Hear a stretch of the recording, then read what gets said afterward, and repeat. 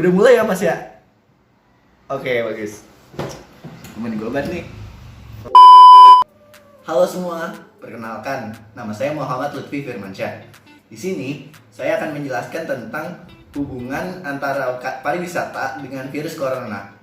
Menurut sebuah artikel di situs tnfonline.com, virus corona memiliki dampak yang sangat besar terhadap dunia pariwisata. Karena virus corona membatasi 90% perjalanan domestik dan internasional, yang menyebabkan pergerakan pariwisata tidak dapat dilakukan secara maksimal dan membuat beberapa bisnis pariwisata gulung tikar. Suatu penyakit dengan gejala seperti pneumonia muncul di Cina pada akhir tahun 2019. Penyakit tersebut dinamai oleh para ilmuwan dengan nama virus novel coronavirus 2019 atau disingkat COVID-19.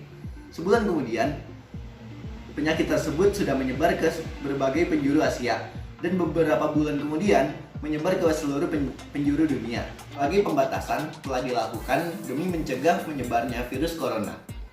Berbagai macam pembatasan telah dilakukan untuk mencegah masuknya virus corona. Namun, pembatasan-pembatasan tersebut membuat sejumlah program pariwisata tahun ini dibatalkan, seperti event-event di bidang musik, di bidang olahraga, dan event-event besar lainnya yang menanti di sisa tahun 2020.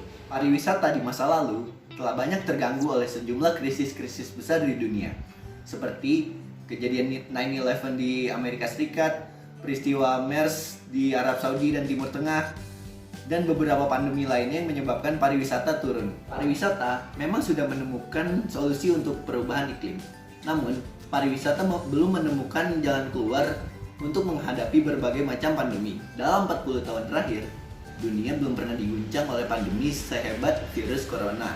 Virus ini memiliki dampak yang berbeda dari virus-virus sebelumnya, karena seorang carrier virus ini dapat menularkan virus tersebut, walaupun seorang carrier belum menunjukkan gejala-gejala dari virus corona.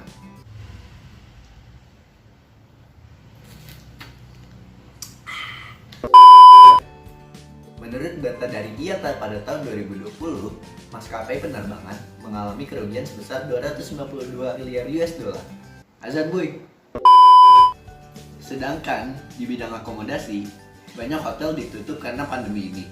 Namun, ada sebagian kecil hotel yang buka, namun dengan pendapatan yang tidak sebanding dengan tahun-tahun sebelumnya. Selanjutnya, di bidang MICE dan acara olahraga, beberapa acara ditunda tahun ini, bahkan ada yang dibatalkan karena adanya pandemi ini. Bahkan sejumlah penyelenggara mengalami kerugian yang cukup besar. Contoh dari event-event yang dibatalkan tahun ini, ada Coachella 2020, ada Euro 2020 yang diundur tahun depan, ada Olimpiade yang juga diundur tahun depan, dan masih banyak lagi. Sedangkan untuk beberapa event olahraga lain, mereka memilih menunda untuk menunggu waktu yang tepat agar pertandingan sisanya dapat dilanjutkan. Sedangkan di dunia kuliner, beberapa restoran ditutup. Namun, masih ada sebagian restoran kecil lain yang tetap buka karena konsepnya bukan konsep dine-in, melainkan konsep takeaway. Yang terakhir, ada kapal pesiar. Kapal pesiar sangat sulit untuk beroperasi selama masa pandemi ini. Jika mereka ingin beroperasi, mereka harus mengikuti standar-standar dari WHO dan dengan kemungkinan tidak akan mendapatkan profit yang sebesar sebelum masa pandemi. Industri-industri di sektor pariwisata tutup karena bangkrut, takut pandemi akan meluas, dan beberapa hal lain yang membuat mereka gulung tikar.